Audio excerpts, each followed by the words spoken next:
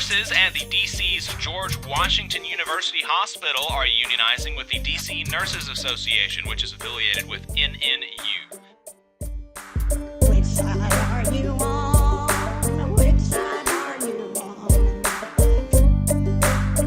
Last Week in Southern Labor is a segment that we do every week, mostly, where we tell you what happened in the labor movement in the South. We pull the information from Jonah Furman's newsletter, Who Gets the Bird, which compiles all of this information for the entire United States. So if you want to see what's going on outside of the South, then subscribe to that newsletter at whogetsthebird.substack.com. And with that, let's go ahead and jump into new organizing for the week of February the 19th through the 26th.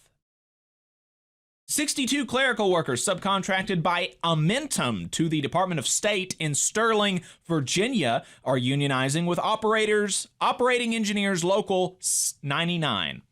18 plumbers for Blocks, which makes modular medical rooms in Bessemer, Alabama, are joining UA Local 91. 9 food service workers at Green Sage Cafe in Asheville, North Carolina, are joining the Teamsters Local 61. 8 dispatchers with the Texas New Mexico Power Company in Alvin, Texas, are joining IBEW Local 66. 2 more bank tellers with the Lake Michigan Credit Union in Bonita Springs, Florida, are joining CWA. Nurses at the D.C.'s George Washington University Hospital are unionizing with the D.C. Nurses Association, which is affiliated with NNU. In wins and losses, we had 72 drivers and dispatchers for FCC Environmental Services Recycling Company in Dallas, Texas, voting 35 to 30 to join Teamsters Local 745.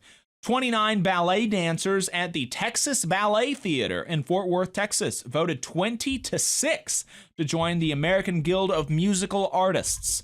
19 workers who make turbines for Ethos Energy in Houston, Texas, voted 11 to 7 to join Carpenters, Local 724, and 283 workers at a New Flyer electric bus plant in Shepherdsville, Kentucky, get this, won a card check vote to join IUE CWA. That's very cool. Don't see that every day.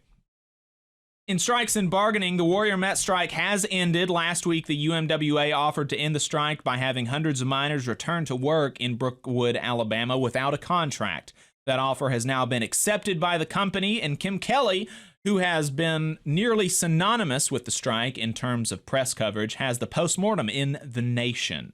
Definitely recommend. Could not recommend it enough, in fact.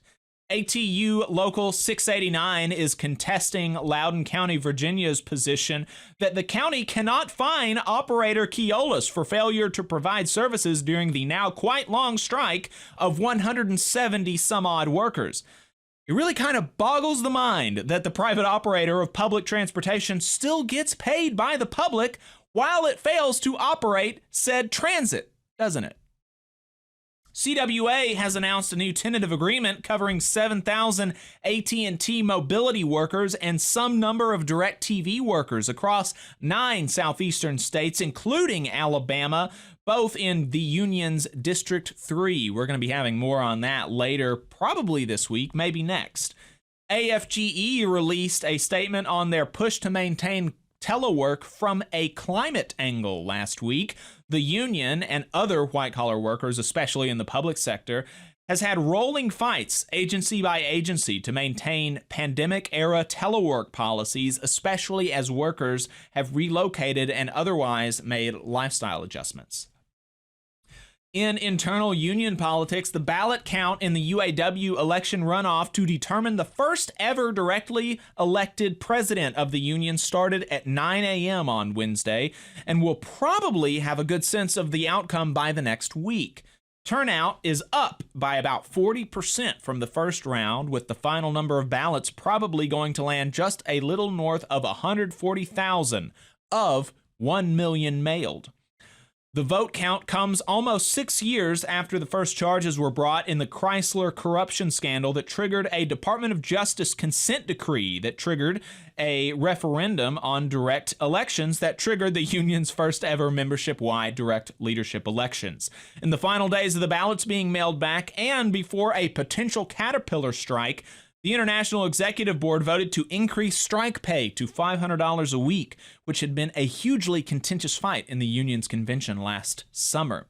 In other union election news, CWA incumbent President Chris Shelton is retiring ahead of the union's July convention and is endorsing Secretary-Treasurer Sarah Steffens to succeed him. Haven't seen any other candidates announce their intention to run, but you also usually don't see campaign websites for candidates who expect to run unopposed. You just saw a clip from the Valley Labor Report. We are live every Saturday morning from 9:30 a.m. till 12:30 p.m. And we pride ourselves on keeping all of our content free to everybody so that we can talk to as many working folks as possible. If you support the work that we're doing, you think that it's important, you think that it's good, then consider making a monthly contribution to the project, and you can do that on our website, tvlr.fm.